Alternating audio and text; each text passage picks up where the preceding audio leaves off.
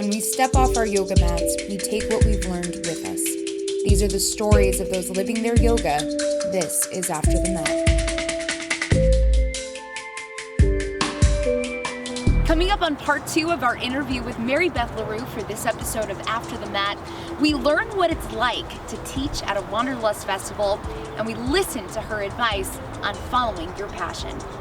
I want to talk a little bit about your work with Wanderlust. Mm-hmm. So how did that connection come to be, and what's it like to not only teach at the headquarters here in Hollywood, but also be able to travel with them and teach at their various retreats that they have or festivals that they have? It had always been a goal of mine to teach at a Wanderlust festival. I had gone, I think it would have been 7 years ago, I went to Tahoe and just fell in love with it. Jacki and I actually came up with the idea for Rock Your Bliss on the beach in Oahu at a Wanderlust festival. She was working for Lululemon and she brought me along as an influencer, and we just got to practice and hang out there for a few days. So we pitched Wanderlust a Rock Your Bliss workshop 3.5 years ago, I guess, and we taught there, and it was amazing. It was on a mountaintop, and we both cried because we had fulfilled our goals. It was really cool. And then completely independently, Skylar Grant, who's the founder of Wanderlust, one of the 3 founders, came and took my class in Venice. And we had a conversation afterwards, and it felt so good. And she spoke to me about what the Wanderlust program would look like, what the sequencing was like, what the philosophy was, and it fit. Yeah. It was, I've experienced a lot of yoga studios and different philosophies over the years, and I've always loved music and I've always loved creative sequencing, and finally with Wanderlust I saw it come together in such a powerful way. So she asked if I would be willing to drive from Venice to Hollywood, which, as you know, is a legit commitment. Would you drive this? Because if you don't live in LA, that can be an hour and a half in traffic, could be 30 minutes by a miracle of God. But I said, yeah, for you guys, yeah, I would. And ended up uprooting our lives and moving across LA, which, once again, if you don't live in LA, it doesn't sound like a big deal, but it is. And it feels really authentic to me. I love Jeff, I love Skylar, the founders, and they're the 2 that I work closely with, and Sean, who lives in New York, and being able to teach at the festivals and being able to be a part of the community in Hollywood, I've never worked harder. So you've gotten to do a lot of stuff within the industry. You also were on the cover of Yoga Journal. I know you've been on a couple other covers as well. What is it like for you to see yourself in this kind of success within yoga? I don't even know if I do, if I can see it. I have to go out in order to look back to that place when I was 22 and literally paying my friends to come to my class. I'll buy you a glass of wine if you come to my yoga class. It's so surreal. I remember when I got the email because I had written something for Yoga Journal, and they had come back and said yes, and I can't even remember what the conversation was. And then I got an email. I remember I was sitting in my car waiting to go in to teach, and they said, we would like to shoot your cover January 2016. And I was like, what? I was just screaming. I couldn't believe it.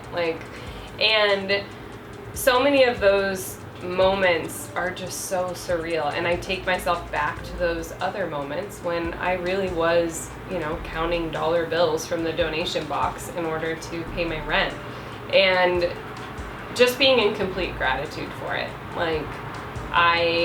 There are so many talented teachers, there's so many amazing teachers. I feel lucky to be able to be recognized, and also so aware that there's so many other wonderful people that I get to learn from and get to share this space with. What would you maybe tell some aspiring yoga teachers out there that maybe are sitting on a desk job or just really unhappy and want to make that leap? What would you say to them? I'd say a couple of things. One, there's the danger of I'll be happy when. So I think at times we put something on a pedestal of when I finally get to quit my job, when I finally get to do this for a living, everything will be perfect. No, it's still real life. Like, I have had to hustle my buns off for this, and I've loved the work, and I think that's the difference. I love the hard work. I love the hard moments in this, whereas when I was working in other businesses, I wasn't loving it, right? Like, I work way harder for myself. So as long as you're willing to put in the effort and you're willing to tough out some times that are hard, by all means go for it. And also, it's important to get out of this idea that a yoga career looks a certain way as well. Like, I teach 3 yoga classes a week. Like, now Rock Your Bliss is my jam. That's where I put my energy. Am I a yoga teacher? Am I more of a coach? Am I a creative, or am I more of a business person? Like, who cares? I get to decide what that looks like, and I get to decide if it shifts 3 years from now. So always questioning whose career we're trying to base ours off of, and get creative about the one we want to create. How do you live your yoga off your mat, and what does that mean to you? Moving into intentionality all of the time. I think we can often get stuck in really habitual ways of being. Like, I know for me, when I'm feeling something I don't want to feel, I'll start like scrolling on my phone, looking at Instagram, busying myself with my to-do list or emails. So pulling back and looking at what's most important to us, what our soul values are, and then embodying that through our intentions, making space in our day to live in an intentional way instead of out of habit.